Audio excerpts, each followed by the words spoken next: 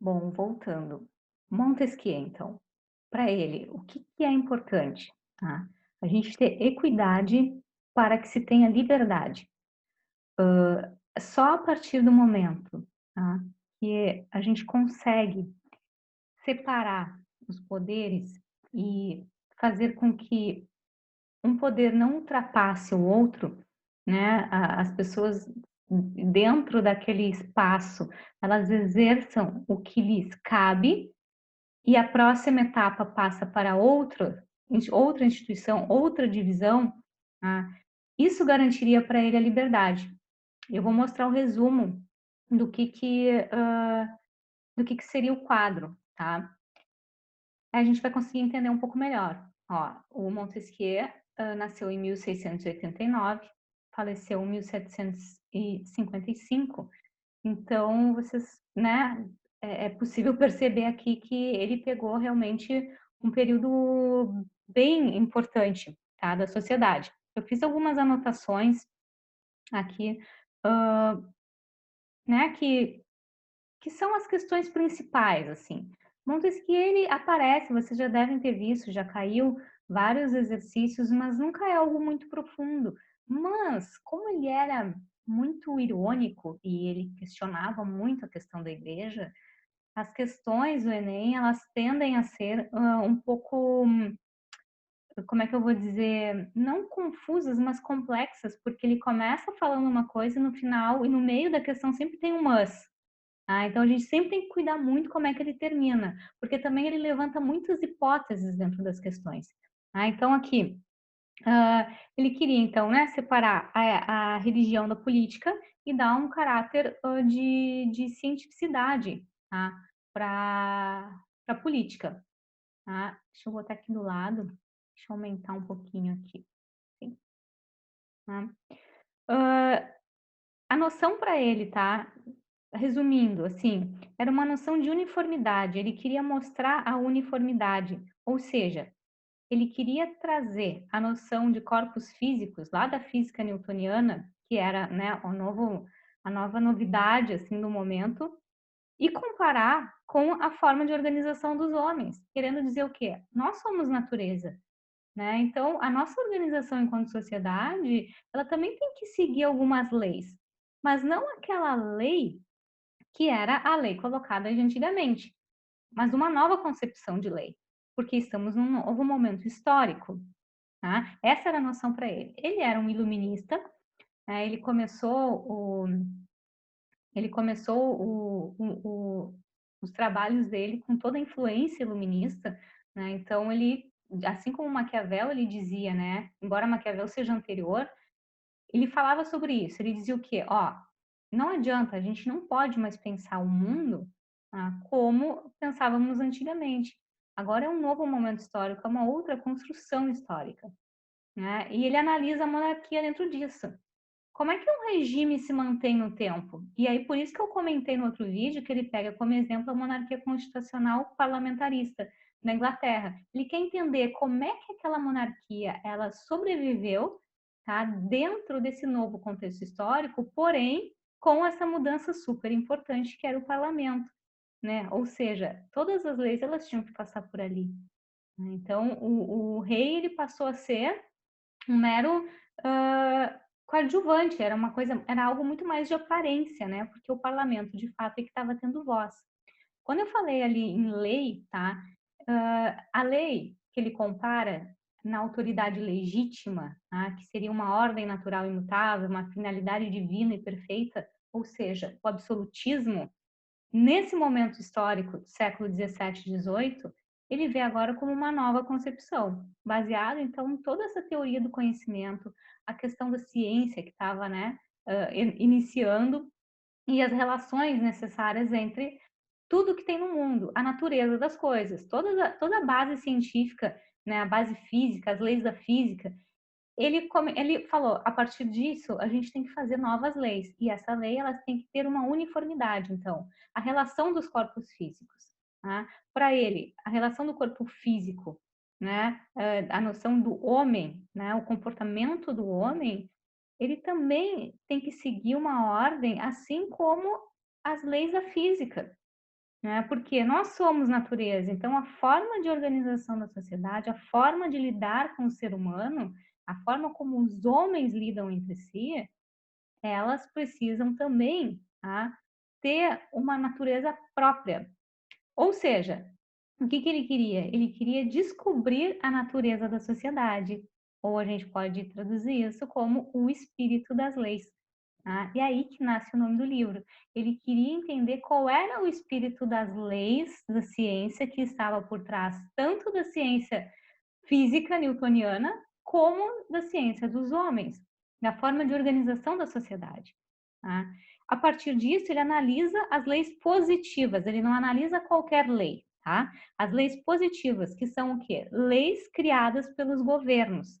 Então, ele faz uma análise de acordo com cada sociedade, para entender como que o Estado de Direito se forma, como que através desse Estado de Direito eu chego à liberdade, tá? E aí o exemplo que ele pega da monarquia constitucional. O que, que era o espírito das leis? Tá? E aqui a gente começa a entender.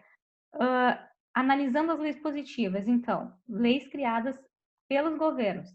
Tá? As leis criadas pelos governos são chamadas de leis positivas, mas ele começou a ver que, como todos os lugares são diferentes, tem clima diferente, né? Clima mesmo no sentido de geográfico, no sentido, né, mais, na acepção mais simples da palavra. O território, tanto físico como econômico, né? O comércio, os costumes, a cultura de cada lugar faz com que cada ambiente, cada sociedade tenha um espírito das leis de formas diferentes.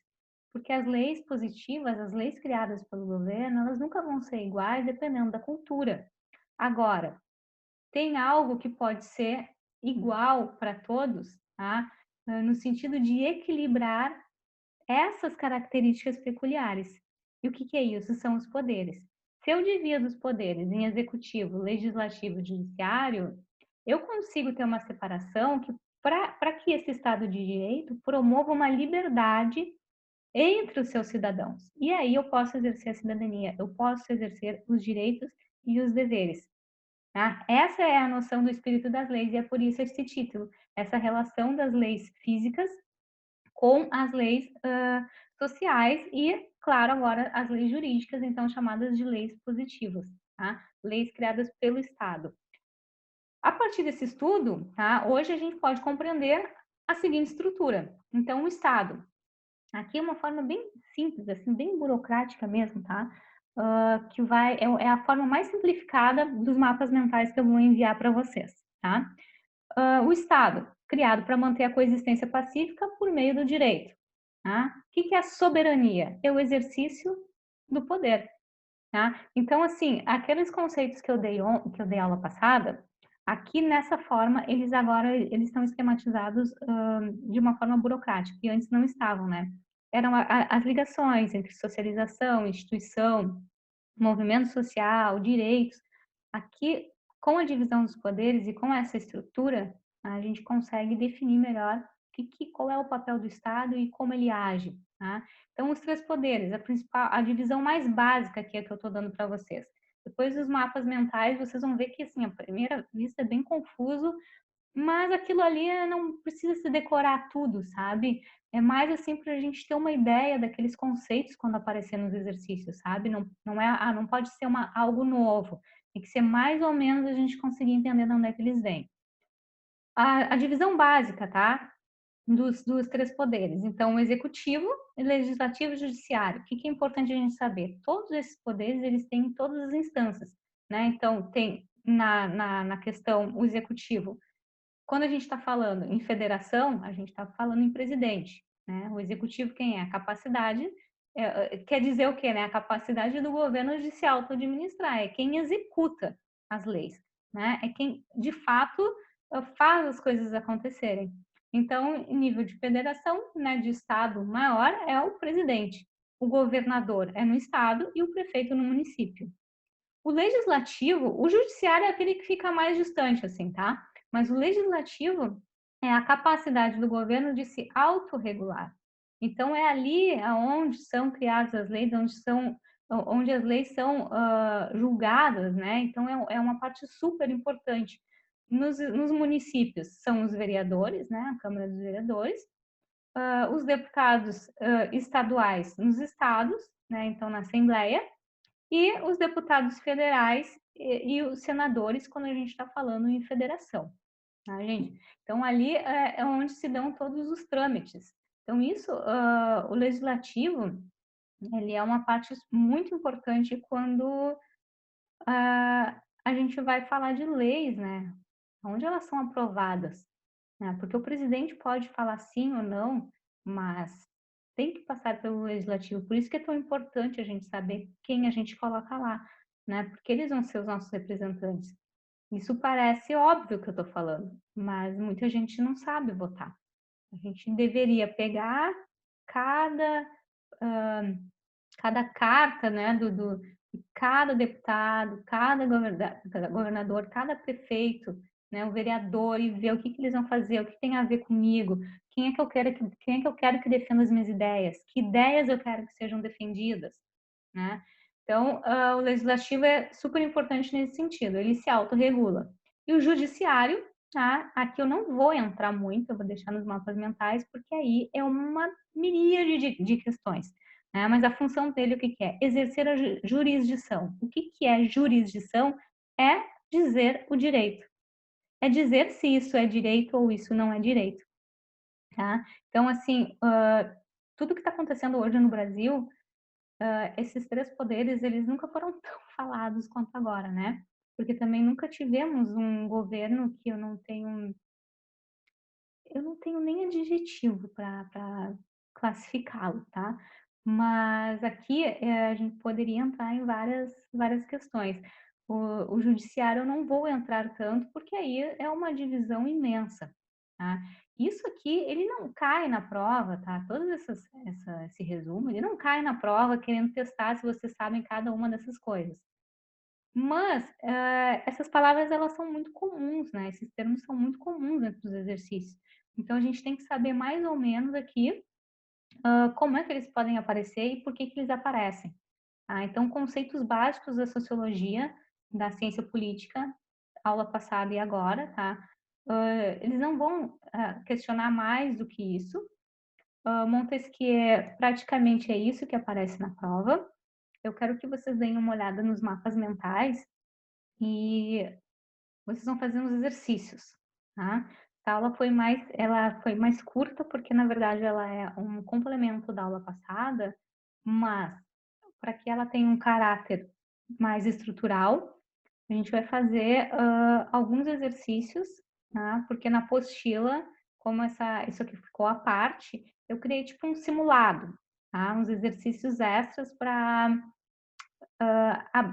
abordar um pouco essa questão não específica, mas como é que vocês veriam esses conceitos dentro de exercícios mais usuais do dia a dia, é certo?